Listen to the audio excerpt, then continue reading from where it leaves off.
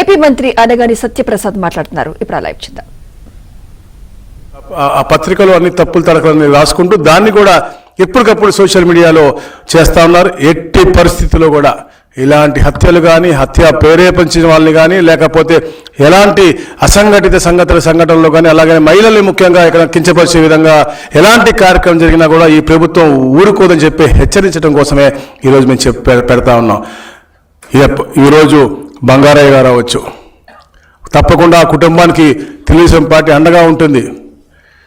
ఏ బడుగు బలహీన వర్గాలు అవ్వచ్చు, ఏ దళితులు అవ్వచ్చు, లేదా ఏ కులానికి ఏ మతానికి చెందిన వారు అవ్వచ్చు, ఎవరైనా కూడా అన్యాయం గురైతే లేకపోతే ఈ ప్రభుత్వ హయాంలో ఎట్లాంటి తప్పులు చేయాలని లేదా సైకోతత్వం చూపించాలని చెప్పేసి వాళ్ళు ప్రయత్నం చేస్తే ఎటువంటి వాడైనా తప్పకుండా శిక్షారుడు, తప్పకుండా శిక్షించి తీరుతామని చెప్పేసి కూడా మేము మీ ద్వారా వారికి హెచ్చరిస్తా ఉన్నాం.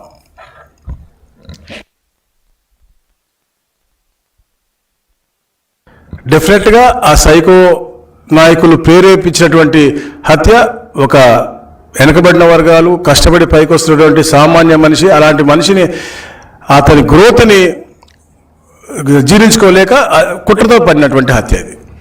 దాన్ని తీవ్రంగా ఖండిస్తా ఉన్నాం. తప్పకుండా అందరికి కూడా అండగా ఈ ప్రభుత్వం ఉంటుంది. రాబోయే రోజుల్లో ఎలాంటి సైకోతత్వాన్ని కూడా సహించేది లేదు. పేద ప్రజలు అలాగే ఈ రాష్ట్రంలో ప్రతి ఒక్కరు కూడా వైబ్రెంట్గా ఉండాలి కాబట్టి అదే వాతావరణం క్రియేట్ చేయడం కోసం మేమందరం కూడా కృషి చేస్తాం.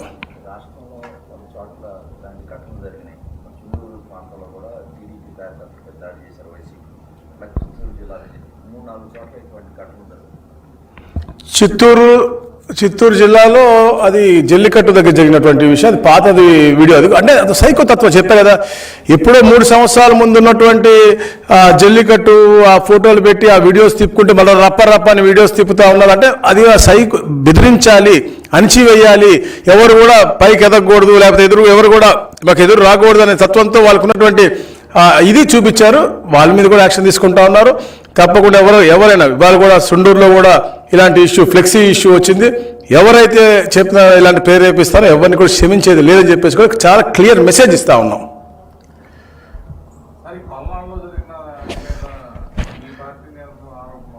నేను చెప్పాను, ఇంత కూడా చెప్పాను నేను.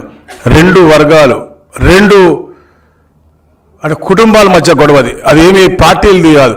గతంలో ఉన్నటువంటి ఏదైతే 1924లో ఆ పేతేరు అనే అతను ఈ గ్రామం నుంచి వెలివేయబడ్డాడు. అతను ఒకసారి కుటుంబ వివాహం ఉండి వస్తే కూడా ఆ రోజు వెంటపడి తరిమేసిన పరిస్థితి. మళ్ళా మన ఇప్పుడు సాల్మన్ అనే అతను వస్తే ఎందుకు నేను తరిమేసావు ఆ రోజు నన్ను అడిగినట్టు అంటే క్లియర్ కట్గా మనకు సమాచారం అన్ని కూడా మేము తీసుకోవాలి. ఇది ఎక్కడ కూడా పార్టీలకు సంబంధించినటువంటి విషయం కాదు. అక్కడ ఉంటే వర్గ పోరాటం. మళ్ళా తరిమేస్తా ఏం చేస్తావు అని కర్రతో కొట్టకపోతే కర్రతో తోపులాట్లో కింద పడ్డాడు. అదేమి హత్యగా జరిగినటువంటిది అయినప్పటికీ కూడా వాళ్ళందరినీ కూడా వెంటనే అరెస్ట్ చేశాం, వెంటనే వాళ్ళకి రిమాండ్ పెట్టాం. వెంటనే నేను చెప్తా ఉన్నా, ఎలాంటి వారైనా కూడా తప్పకుండా తప్పు చేస్తే శిక్షిస్తాను తప్ప ఎక్కడ కూడా ఈ ప్రభుత్వం కాపాడదు అని చెప్పి తెలియజేస్తా ఉన్నాను.